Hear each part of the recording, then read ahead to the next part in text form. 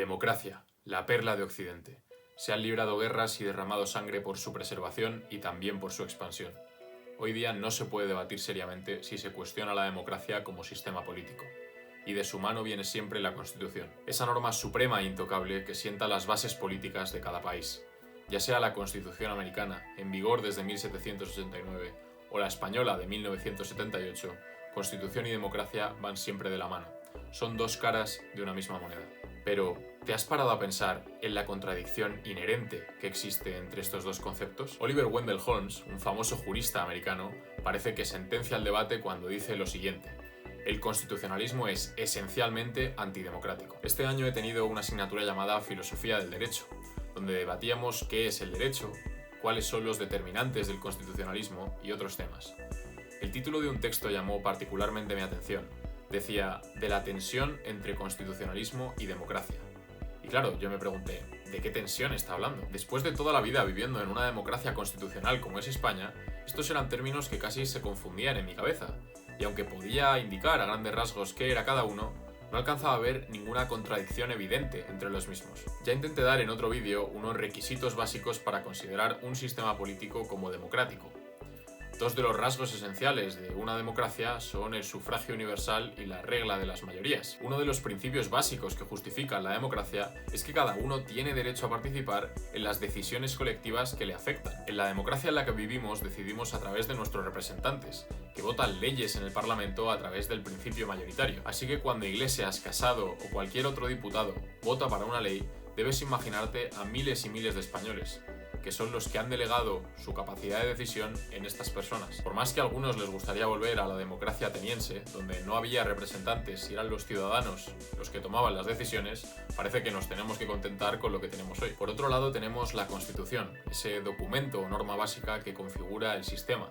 Sienta, por así decirlo, las reglas del juego. Aparte de esa vocación organizadora, recoge los derechos y libertades de los ciudadanos e instaura la separación de poderes, garantizando así la limitación del poder soberano. Piensa por un momento en lo que te acabo de decir. Lo que está haciendo en esencia la Constitución es excluir la posibilidad de reforma de ciertas materias. Está en realidad eliminando ciertos temas del juego de la democracia, de la posibilidad de los ciudadanos de elegir a través de sus representantes. A nadie se le ocurriría pensar que en España u otro país europeo se aprobara una ley que suprimiera el derecho a la libertad sexual o el derecho de acceso a nuestros jueces y tribunales. Estos derechos y libertades fundamentales recogidas en el texto constitucional impiden a la democracia actuar. El autor del texto que he mencionado al inicio compara esta tensión entre democracia y constitución con la existente entre razón y voluntad.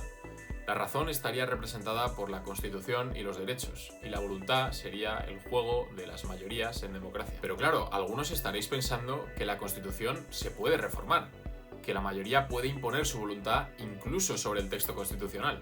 Y estáis en lo cierto. Pero lo determinante es que su reforma es extraordinariamente complicada de llevar a cabo y se complica aún más si se intenta reformar alguno de los aspectos fundamentales de la misma o cambiar la Constitución por completo. En la Constitución española, el procedimiento de reforma está recogido en los artículos 166 y subsiguientes del texto constitucional. En el artículo 167, para aprobar una iniciativa de reforma constitucional es necesario lo siguiente: los proyectos de reforma constitucional deberán ser aprobados, dice el texto, por una mayoría de 3/5 de cada una de las cámaras.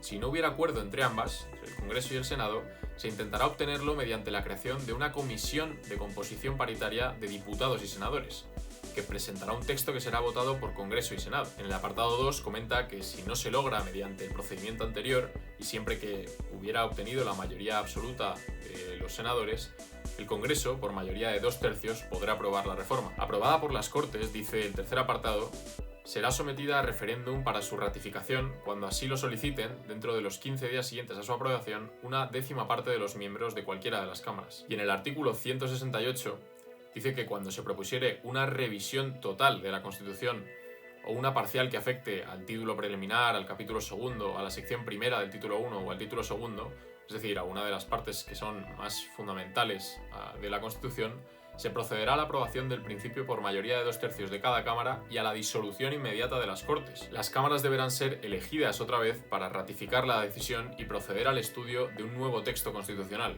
que será aprobado por mayoría de 2/3 de ambas cámaras, y aprobada la reforma, será sometida a referéndum para su ratificación. Como veis, este complicado proceso de reforma hace la Constitución extremadamente rígida y resistente al cambio, lo que permite frenar la democracia. Pero, ¿qué necesidad hay de poner límites a la democracia? Si os paráis a pensarlo fríamente, la Constitución es una norma votada por mayoría en la que se determina en qué casos esa misma mayoría no puede tomar decisiones. Resulta paradójico, ¿verdad? Una forma perfecta de explicar la necesidad de limitar la democracia a través de una constitución es la historia de Ulises en la Odisea. Ulises y su tripulación navegan por el océano y llegan a una zona donde hay sirenas.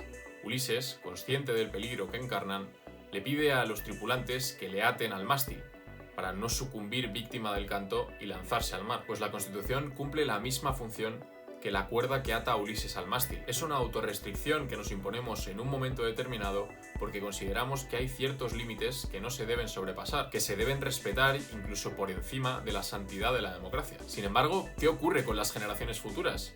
Aquellas que no se autorrestringieron, aquellas que no votaron la Constitución, sino que se ven afectados por lo que decidió otra generación por ellos. John Elster califica este concepto como la paradoja de la democracia y dice lo siguiente: cada generación desea ser libre de atar a su sucesora sin ser atadas por sus predecesoras. ¿Están legitimados los que votan la Constitución para atar a sus hijos y nietos? Si os interesa este debate, suscribíos al canal y dejadme en los comentarios si queréis que haga un vídeo en el futuro sobre este tema. Volviendo al tema principal y vista la contradicción entre Constitución y democracia, ¿acaso son estos conceptos irreconciliables o se necesitan el uno al otro? La respuesta, a mi juicio, es que estos conceptos, a pesar de vivir en una tensión constante, se necesitan el uno al otro. La Constitución actúa como prerequisito a la democracia, pues instaura la separación de poderes y reconoce derechos y libertades a los ciudadanos. Este marco constitucional permite a los ciudadanos elegir a sus representantes con libertad, y a estos estar sujetos a los límites que hemos mencionado antes. Me es imposible no repetir las palabras de Ludwig von Mises: el poder embriaga lo mismo al príncipe que a la mayoría democrática. Y es la Constitución precisamente la que racionaliza este poder, la que impide que la democracia se convierta en tiranía de la mayoría. La tensión entre democracia y constitucionalismo está llamada a no resolverse nunca, porque es ella misma la que sustenta por entero nuestro sistema político. Si te ha gustado este vídeo, puedes suscribirte por aquí o también puedes ver este otro vídeo. Nos vemos en el siguiente y un saludo. A tomar por culo.